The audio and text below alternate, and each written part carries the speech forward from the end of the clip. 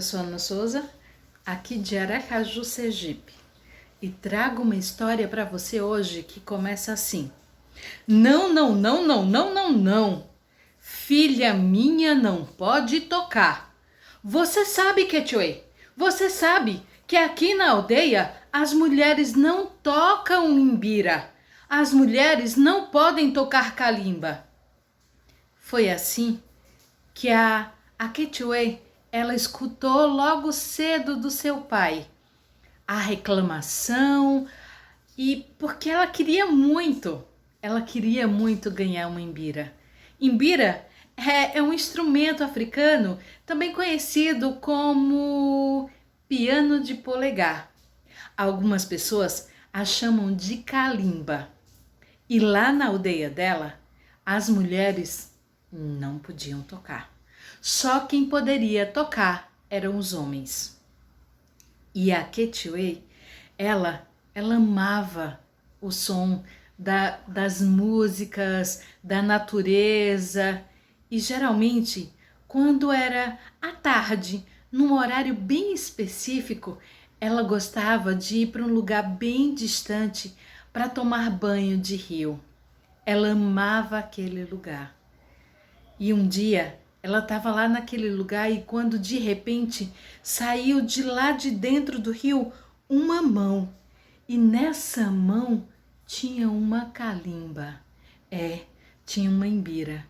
E ela ficou surpresa e pegou aquele presente.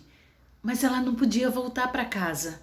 Ela não podia voltar para casa com aquele instrumento, porque se ela voltasse com aquele instrumento, alguém podia descobrir.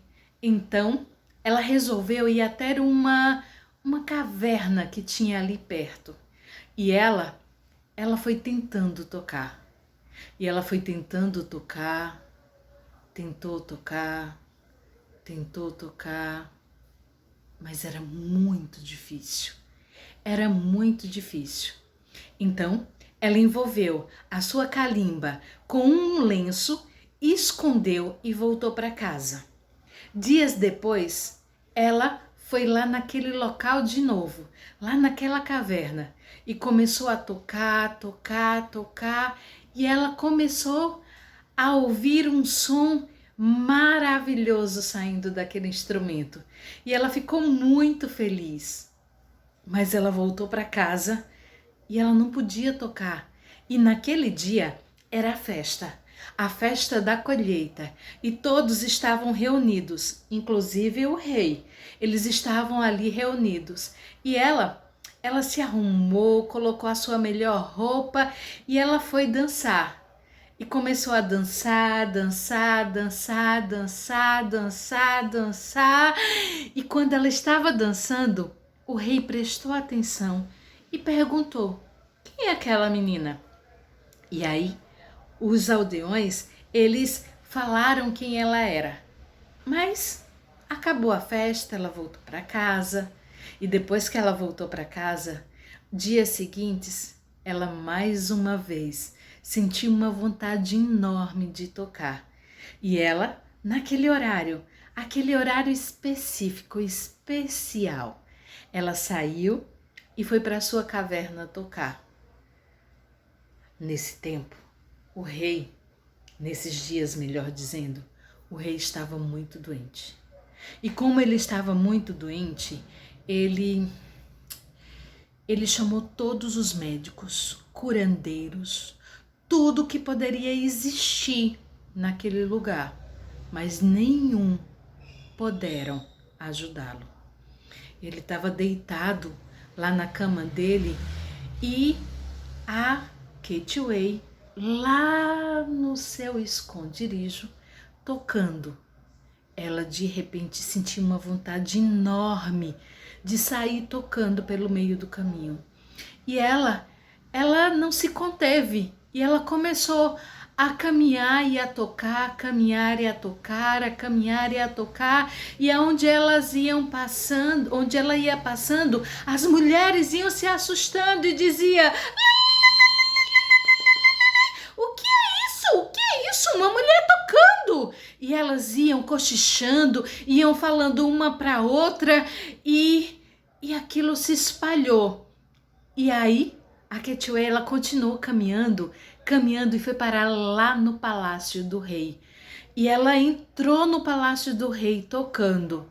E todos ficaram admirados com aquela situação. Uma mulher tocando não pode, e muito menos lá no palácio do rei.